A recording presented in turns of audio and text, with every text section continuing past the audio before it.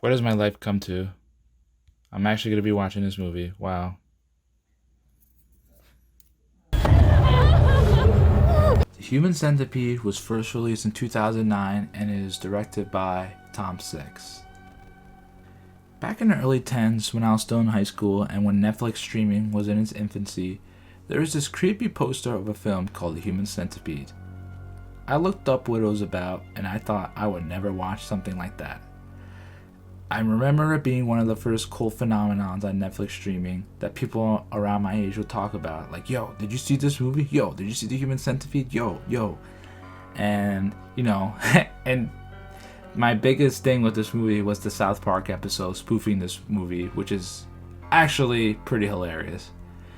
But now, after picking this movie out of the hat, I finally saw this movie. Is this a great, well-made horror film that's going to be known as a classic? No. But it's an original horror film with an absolutely gross but original concept that can be hard to swallow. And it effectively accomplished what it set out to do, which is to shock and disturb. I actually admire Tom Six for sticking to his guns and going for it. Everybody involved in this movie, while maybe not the most talented, were all committed to their craft, and how can I not applaud that?